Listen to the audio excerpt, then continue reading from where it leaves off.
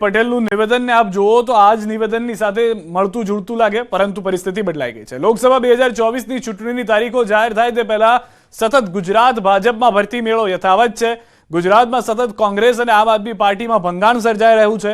બંને પક્ષોના દિગ્ગજો ગાંધીનગર સ્થિત કમલમની વેલકમ પાર્ટીમાં ઝૂમી રહ્યા છે અને રામનું નામ લઈ કેસરિયા કરી રહ્યા છે, જેમાં ગુજરાતની રાજનીતિના 5 એવા નેતાઓ જેઓ ચાલુ વિધાનસભામાં કોંગ્રેસ અને આપના ધારાસભ્યો હતા, જેમણે ધારાસભ્ય પદ પરથી રાજીનામું આપી દીધું।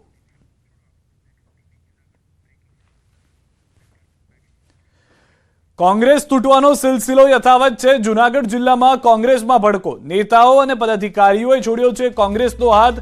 જૂનાગઢ જિલ્લા પંચાયતના સભ્ય ધર્મિષ્ઠાબેન કામાણીનું રાજીનામું, જૂનાગઢ જિલ્લા કોંગ્રેસ સમિતિના મહામંત્રી પ્રફુલ્લ કામાણીનું રાજીનામું, અજાબ તાલુકા પંચાયતના સભ્ય હર્ષાબેન અધેરા તેમજ નિલેશ અધેરાનું પણ રાજીનામું, અજાબ શેરગઢ તાલુકા પંચાયત સદસ્ય નિર્મળાબેન છેલાડવાનું પણ રાજીનામું, કરણી તાલુકા પંચાયત સદસ્ય ગીતાબેન ધણજોગનું પણ રાજીનામું, કેશોદ કોંગ્રેસ તાલુકા પ્રમુખ મહેશ છેસાવાડાનું પણ રાજીનામું, કરણી તાલુકા પંચાયતના પ્રતિનિધિ ગોગણભાઈ ગણજુનું પણ રાજીનામું।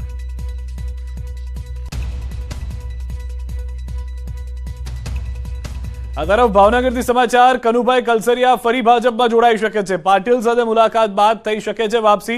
પાટીલ સાથે મુલાકાત બાદ કનુભાઈ કલસરિયાનું નિવેદન, આ માત્ર શુભેચ્છા મુલાકાત હતી, મેં વિચારવા માટે સમય માંગ્યો છે। તો આ માત્ર શુભેચ્છા મુલાકાત હતી, સાથે બેઠા, વાતચીત કરી, જમ્યા અને આવજો કહીને છૂટા પડ્યા। બાકી ચોક્કસ પ્રમાણે તમે ભાજપમાં ભળો છો એવી વાત ચાલી રહી છે। ના એવી વાત ચાલી રહી છે, પણ મેં વિચારવાનો સમય માંગ્યો છે। તો સાહેબ આપ ક્યારે કેસરિયામાં જોડાશો? એટલે વિચારીને હું એમને જવાબ આપીશ। સમાચારોમાં હાલ રોકાઈશું એક વિરામ માટે। આપ જોડાયેલા રહો ગુજરાતની number 1 news channel news 18 Gujarati સાથે।